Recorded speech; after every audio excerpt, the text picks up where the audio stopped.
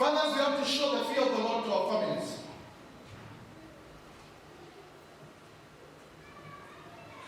Makusudi ya Mungu yamepotea katika majamii nyingi. Si kwa maana jamii hizo hazikuwa na mwelekeo wa Mungu, lakini fathers, they missed the ways of the Lord. Walikuwa walevi, walikuwa washerati. Their children did not see God in their lives. Familia nyingi zimepoteza the blessing of their greatness in God because of the fathers. Please, next week, pray for the fathers.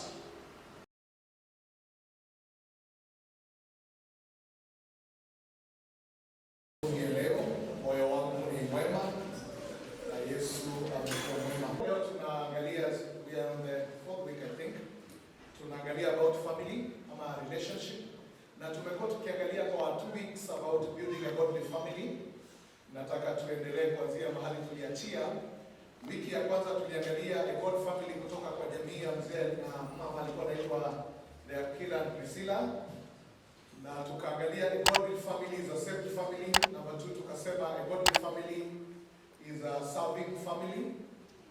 Na yani ya kwanza tulisema jamii ya kiungu ni jamii iliyookoka.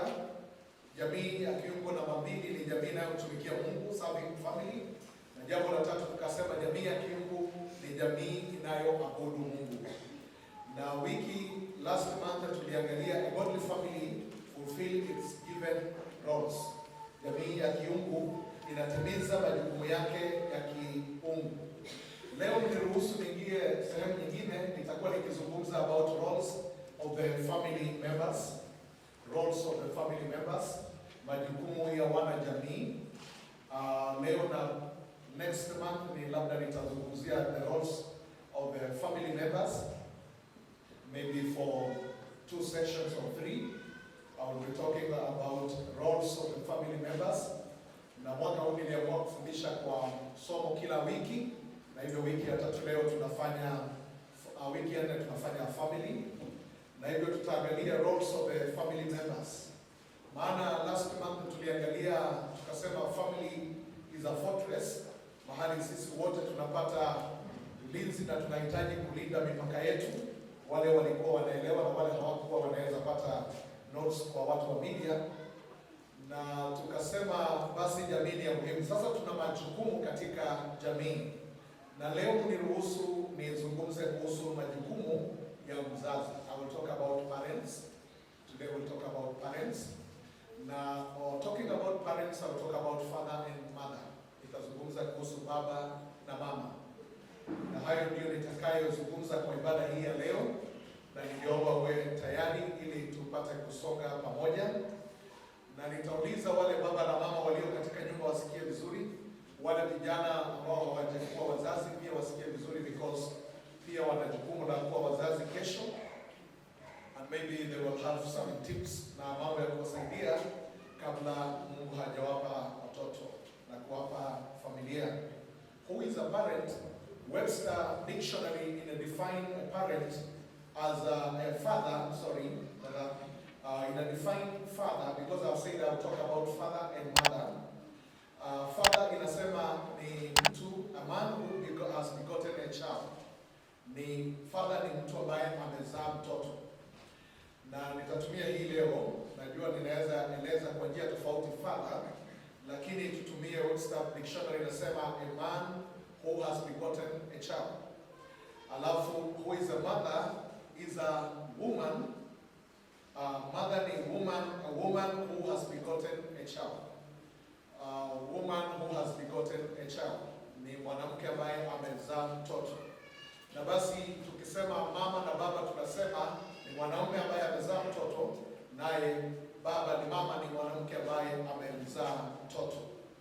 Na hivyo kutokana na maelezo hayo, baba na mama wana majukumu sawa katika kumlea mtoto. Father and mother have equal responsibility in raising their child. Baba na mama wana majukumu sawa ya manatoshana katika ulezi wa watoto.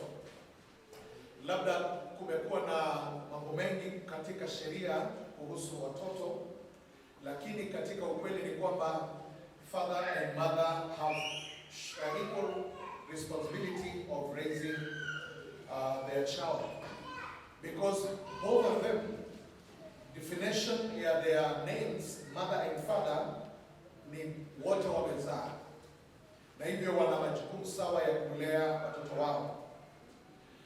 Wazazi hapa tutakuwa tukiangalia mambo kadhaa kuhusu our children. Nitakuwa nikizungumzia 3 things ambayo ni muhimu kuelewa about our children. Na nitakuwa nikizungumzia mambo haya kuweza Roho Mtakatifu na Mungu atatusaidia ili tuweze kuelewa. Na jambo la A, children are God's possession. Watoto ni urithi ama they are God's possession, I believe. Watoto ni urithi kutoka kwa Mungu. Na hilo ndio jambo la kwanza nitakazungumzia. Children are God's possession. Na kutokana na children are God's possession, tutaangalia Psalms 127 mstari wa 3. Psalms 127 mstari wa 3, kitabu hiki tumesoma nyuma, na hivyo utarealize I'm building on it. Na mstari wa 3 inasema children are heritage from the Lord. Children are heritage from the Lord. Watoto ni urithi kutoka kwa Bwana. Mstari wa 3 inasema children are heritage from the Lord. Watoto ni urithi kutoka kwa Bwana. Jina heritage linamaanisha property or possession, linamaanisha mali ya. Na hivyo kama basi watoto ni urithi, inamaanisha kwamba Mungu ndiye anaridhisha watoto kwa wazazi. Wao ni mali yake, na hivyo wao ni kama vile mtu anarithi shamba la wazazi wake ama shamba ama mali ya mzazi akishaondoka. And therefore it refers to ancestral property that we inherit. And therefore our children is inheritance from the Lord. We have inherited as children from the Lord. And therefore initially they are of God. You can write these three things down. Number 1, children, from the verse ambayo tumesoma, children are Lord's possession. Watoto ni mali ya Mungu. Watoto ni mali ya Mungu. Children are Lord's property. Watoto ni rasilimali ya Mungu. Children are God's possession. Watoto ni mali ya Mungu. Na kwa maana leo nitazungumza wakati mwingine kuhusu hayo mengine, but today I'm talking about parents. Na nataka wazazi wajue ya kwamba watoto walio nao ni mali ya Mungu. They are God's possession. Jambo la pili kutoka kwa mstari huo ni kwamba God assigns them, mali yake, God assigns them to be grown under the parents' care. Mungu amepeana watoto wakue tu chini ya mikono ya wazazi, lakini watoto ni mali yake. Ijapokuwa tunaweza piga nduru na tuseme watoto wangu, but the Biblia inasema the children are God's possession, and therefore they are not yours.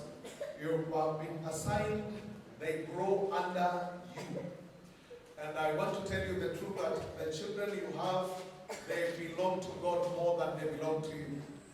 You're just a caretaker. Number 3, so your child belongs to God, therefore you are just a caretaker. Number 3, you can write, we are caretakers. Sisi ni waangalizi tu wa watoto ambao Mungu ametupea. Mambo haya matatu ningetaka tuyaelewe vizuri sana kama wazazi, ya kwamba Mungu ametupa watoto ambao ni mali yake. Na Mungu ametupa watoto wa grow, wakuzwe mikononi mwetu. And therefore we are blessed to have God's property in our hands, ili tuweze kukuza kile ambacho Mungu ametupea. Na cha mwisho utaandika ya kwamba mimi ni caretaker tu, mimi ni mwangalizi tu wa hao watoto, lakini yeye Mungu ndiye mwenye kumiliki watoto nilio nao. Number B, children are a reward. Watoto ni zawadi. Children are a reward. Watoto ni zawadi. Watoto ni zawadi. Children are a reward. na children are a reward. Watoto ni zawadi, na hivyo nataka tuandike kwamba children are a reward. Kutoka tu katika mstari huo ambao tumeangalia, baada ya kuandika watoto ni zawadi, utaangalia mstari wa B, ya mstari ambao tumesoma ya kwamba uzao ni wa Mungu, they are God's possession, they are God's heritage. Tutaangalia mstari wa B, nasema offspring a reward from him. Uzao wa tumbo ni zawadi ambayo Mungu anatupa. Hivyo wakati tunaenda maternity, wakati Mungu anatupa watoto, he has given us a reward. Ametuzawadi na mtoto yule. Jina reward kwa Kiingereza linamaanisha tu ni appreciation, ya kuleta furaha. Ni zawadi ama ni jambo la kuleta furaha. Appreciation of reward is appreciation, ambayo inaleta furaha, ni kitu ambacho kinaleta joy na kinaleta utimilifu. Na watoto wanaleta furaha kutokana na mtazamo tunaoangalia, na hivyo nitakuwa nikiangalia hayo katika point ambayo inafuata, ya kwamba they are a blessing to us, but how we perceive them wanaweza kuwa blessing ama wakuwe si blessing. And therefore I want to say children are never to be viewed as a sign of God's displeasure or punishment for sin. Na haitakani basi tuone watoto kama njia ya Mungu kutuadhibu. Mungu hajatutumia watoto kama adhabu. Na Biblia inasema the fruit of the womb is a trophy of God's love. Wakati Mungu anatupa watoto, inaonesha ni upendo wa Mungu kwa kutupa watoto hawa ambao tuko na wao. Wazazi wenye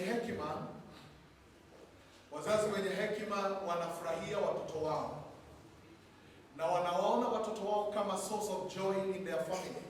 Wanawaona watoto wao kama njia ya furaha ama source ama chanzo cha furaha katika jamii zao.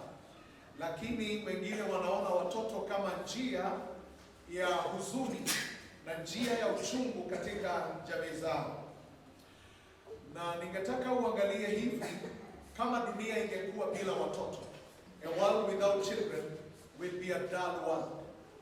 Hata kwa maana watoto ni wa Mungu na ni zawadi kutoka kwa Mungu, mzazi hana haki kamili kufanya vile anataka na mtoto wake.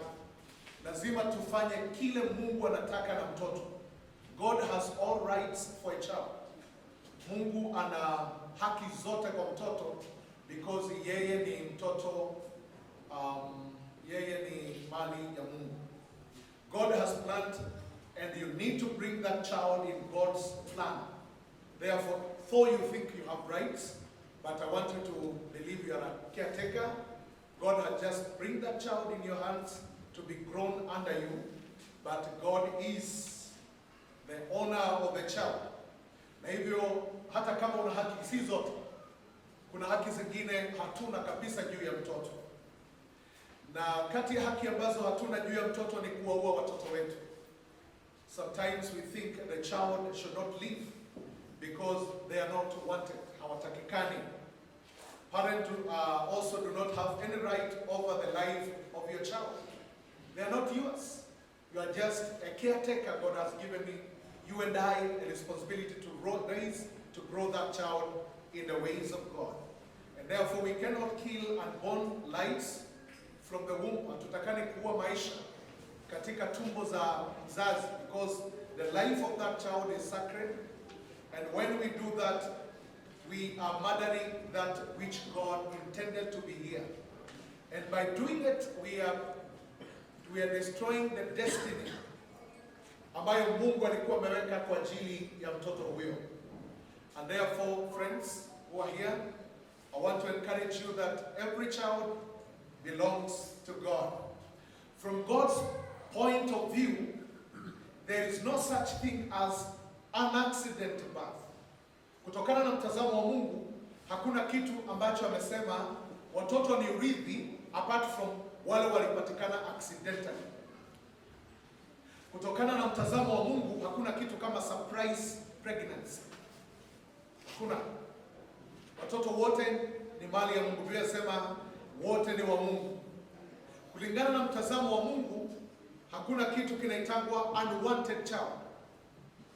Biblia inasema children are possession of God and they are a reward. And therefore kila mtu lazima tuchukue kwamba hakuna mtu anaitwa ajali, hakuna mtu anaitwa surprise pregnancy, na hakuna mtu anaitwa unwanted child. Na wazazi tulio katika nyumba, wengine wetu, maana sisi ni watu wa muhimu sana katika society. Wakati mwingine watoto wetu wakipata mimba, tunataka mimba hizo zisiwe zikiendelea, na sometimes tumejaribu sana kusukuma our daughters to maybe to abort the pregnancy, but I want to tell you don't have that right. Mtoto si ajali. Kile ambacho mzazi alifanya ndio mbaya, maana alitaka kuwa mzazi kabla ya wakati. Asubuhi niliambia wale walikuwa katika ibada ya kwanza, sex, wakati watu wanafanya sex, kitu moja inatakikana ni mtoto azaliwe. In fact, vijana msikie hii vizuri, having sex na kukosa mtoto ndio bahati mbaya. Maana imekuwa meant mtoto akuwe produced through that. Na hivyo mtoto akisha kuja hakui bahati mbaya. Maana tukisema mtu kufanya sex alafu akose mtoto ni bahati mbaya, tunamaanisha siku ile utaoa hautapata mtoto, because it is the way Mungu anatumia kutupa uzao wa tumbo. And therefore child, wakati unasema ni surprise, sio surprise. When you are going to do it, know that is the outcome. Ni hiyo ndio inatakana kuwa matokeo. Na hivyo wapendwa, Mungu haoni mtoto kama unwanted. God anachukua watoto wote wakiwa sawa. Wengine tumepush wengine zaidi, because msichana wangu amepata mimba na mtu wa chini sana katika maisha, na singetaka uzao kutoka kwa watu maskini. Nani alikwambia kuna watu maskini? In fact, watu maskini tu wako kwa akili yako. Hakuna mtu anaitwa maskini, because the Bible says Mungu huwainua wanyonge kutoka chini na anawakalisha pamoja na wafalme. Hivyo Mungu hajui kile unasema, na Mungu huwatoa wafalme juu, anawaweka wapi? Chini.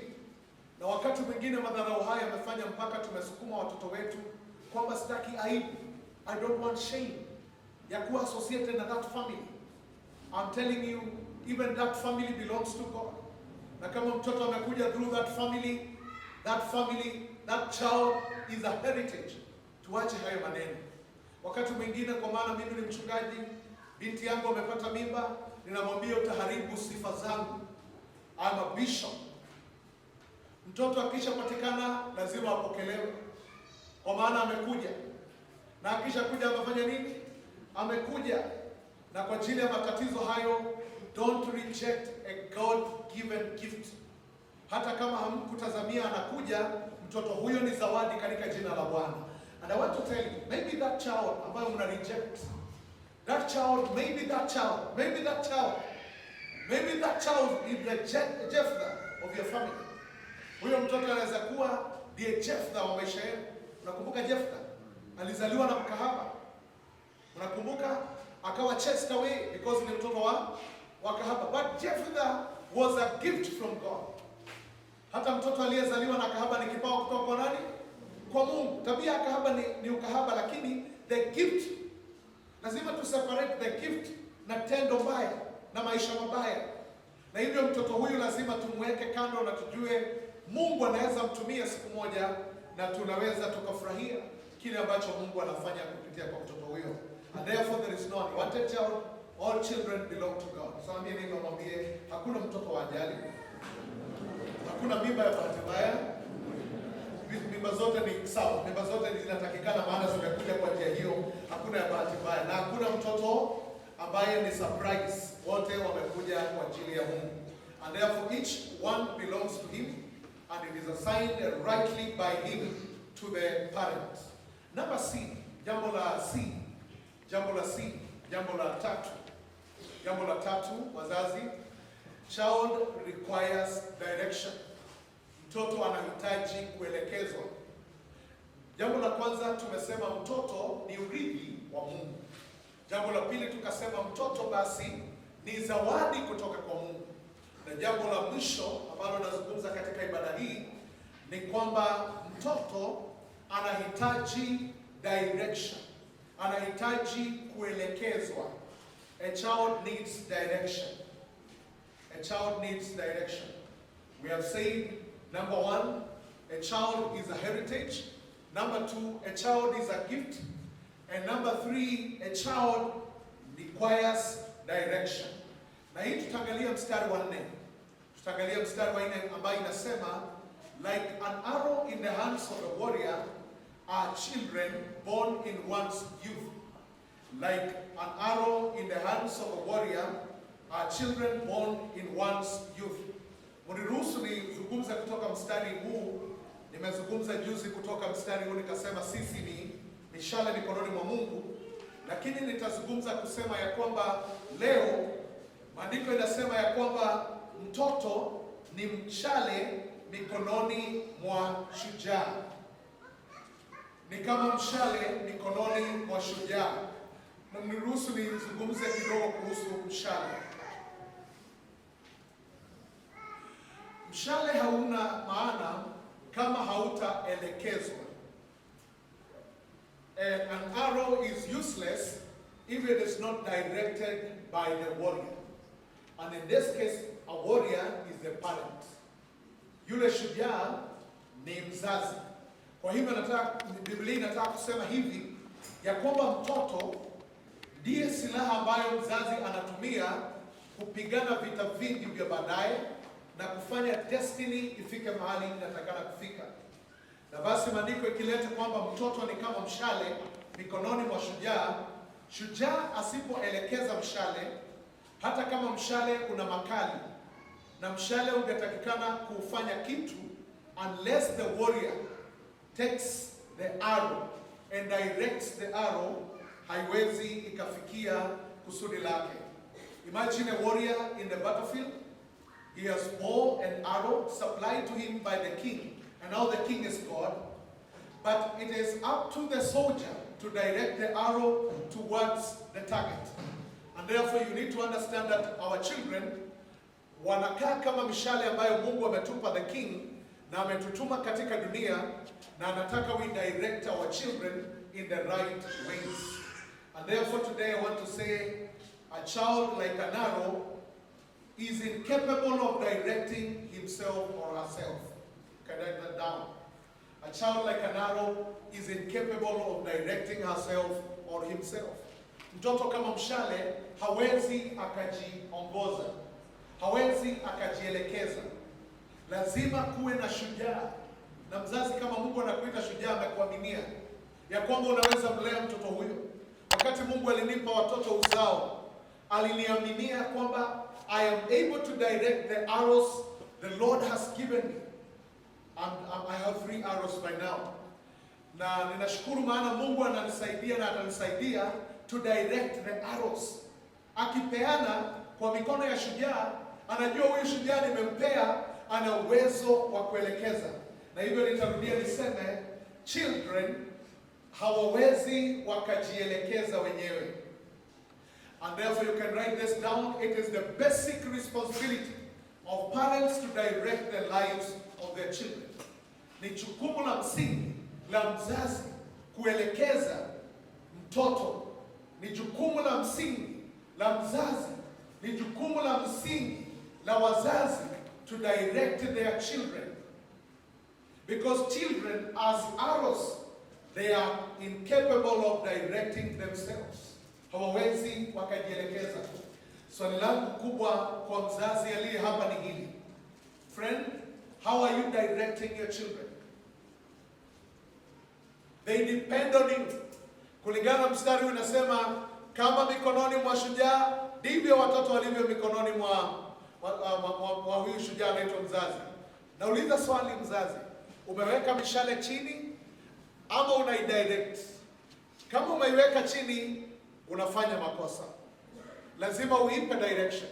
Kuna wazazi wameamua, mimi sitaongelesha watoto, sitawapea mwelekeo wa lolote, sitawapea mwelekeo wa masomo, sitawapea mwelekeo wa kiroho, sitawapea mwelekeo wa maadili mema, nitaacha tu wawe.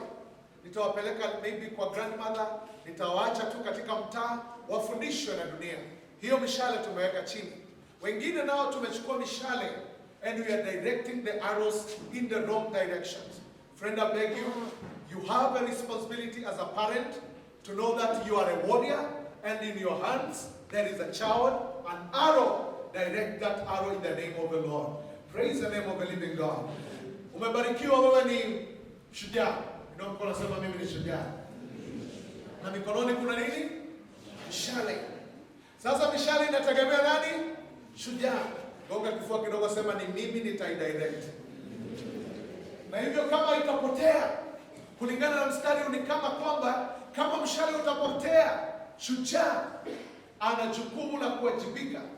And therefore, wakati pia, I believe when we go before the Lord, we will be answerable on how we raised our children. Tuliwalea watoto wetu kwa njia gani? Tulikuwa wazazi wanaitwa don't care. Ama tulikuwa wazazi ambao they care.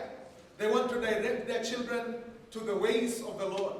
But I want to tell you, there is a destiny for your family. There is a destiny for your children.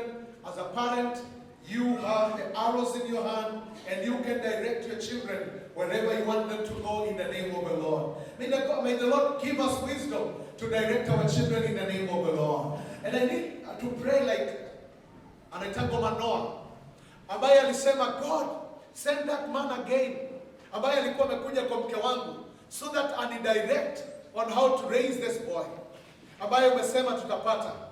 Na tunahitaji Mungu wakati mwingine atupe ufunuo. When you are sleeping, Mungu atupe ufunuo how to raise our children. Imagine you don't know the child ni nini amebeba. Imagine haujui huyo mtoto ni nani. When my mother alikuwa ananilea, you could not imagine that I could be your pastor today. But God designed me to be here today. Mama yangu alikuwa anafikiria mtoto yangu.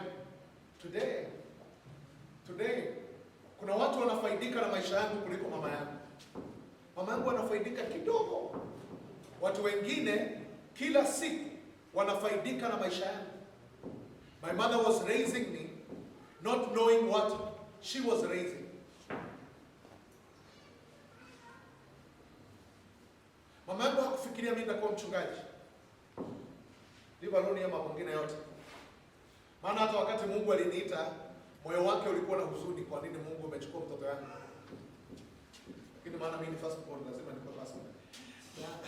Sema nilipo ni ya Bwana. Nafikia hapo amenitoa.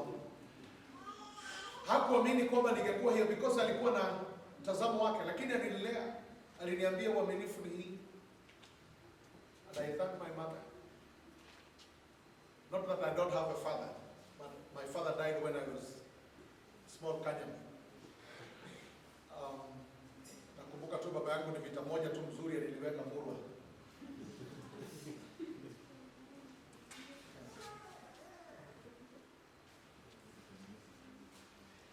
But I thank her because aliniambia, you have to be a faithful man.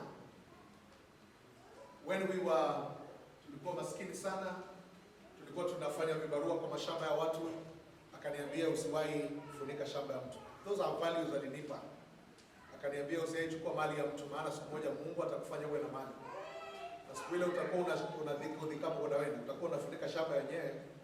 Najua kuna watu wanajua kuiba mali. Unapewa kibarua lime, ndio unachukua mchanga ya pale unafanya nini?